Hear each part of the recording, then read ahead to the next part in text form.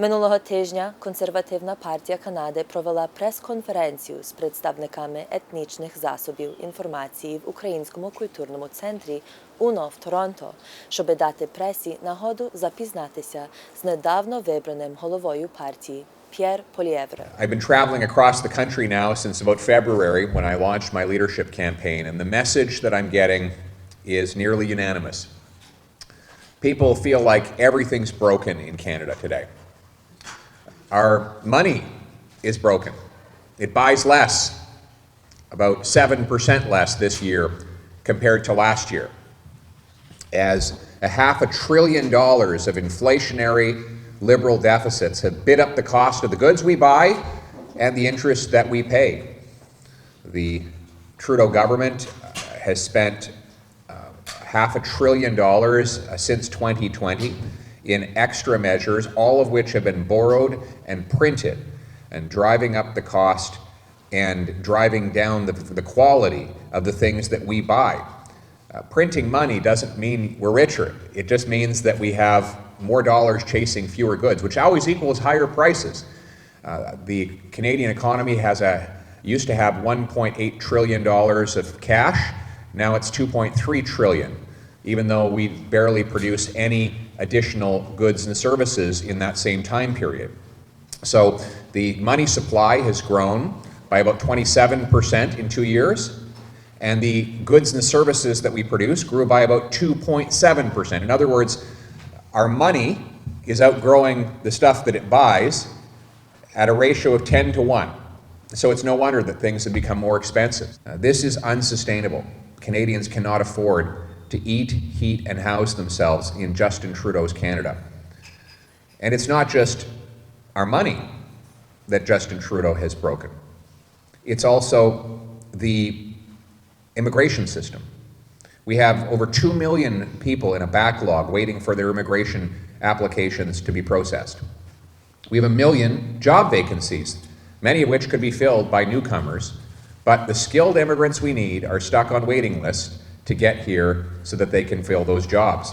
And then those immigrants that have come here are stuck waiting to get their skills recognized. Here we are with a massive shortage of doctors and nurses, and yet we have thousands of internationally trained medical graduates that could be filling those positions, but they cannot get a license to practice.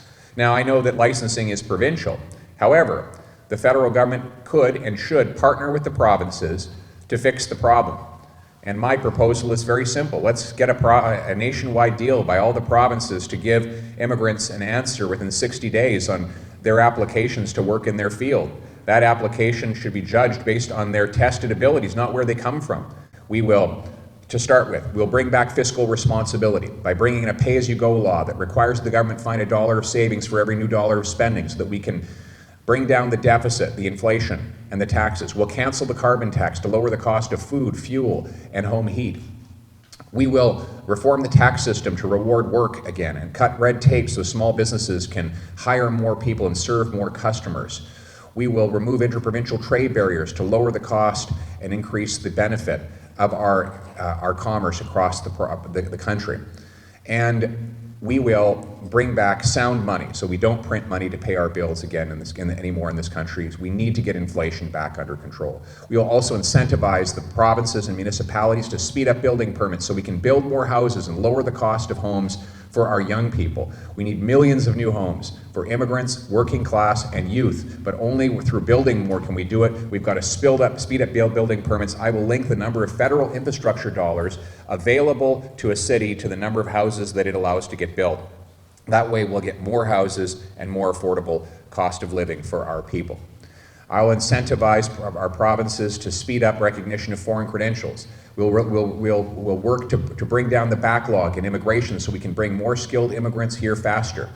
And we will tackle crime for real with laws that target the most violent reoffenders, get them off the street, provide rehabilitation to young people so that they don't fall permanently into a life of crime, and provide recovery and treatment for addicts so that they can overcome their addictions.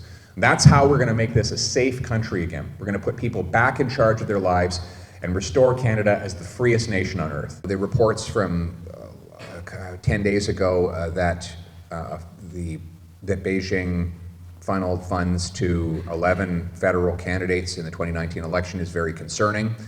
That is why we have asked the Prime Minister to produce all the information and share it with the public.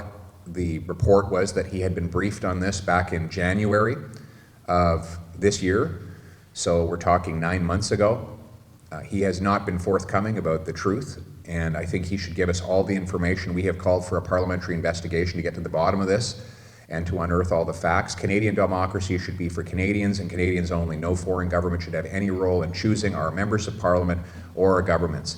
And Conservatives will study the matter at committee and come forward with legal changes that will protect our democracy and leave it in Canadian hands. Conservatives believe that Canada should list the IRGC as a banned terrorist organization. Right now, it is not banned, and therefore it is possible for people to organize, recruit, and fundraise for the IRGC, which is probably the most dangerous terrorist organization in the world.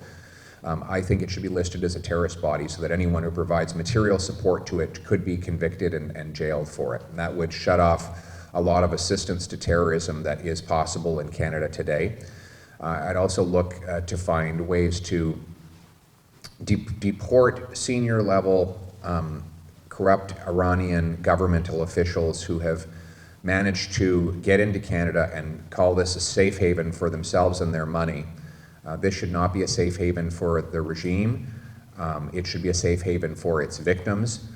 And so I support actions to protect Canada against the presence of those regime officials in this country. I want us to have our eyes open to what's happening, to stand up against foreign interference in Canada, to defend human rights, to protect the Canadian economy, to repatriate Canadian supply chains so that we're less dependent on foreign powers, including China. I want Canada to make it clear that we stand in lockstep with the democracies of the world in protecting and defending freedom of speech, freedom of conscience, freedom of assembly, and democratic freedom to vote. Those should be the principles that guide that and, frankly, all of our foreign policy statements.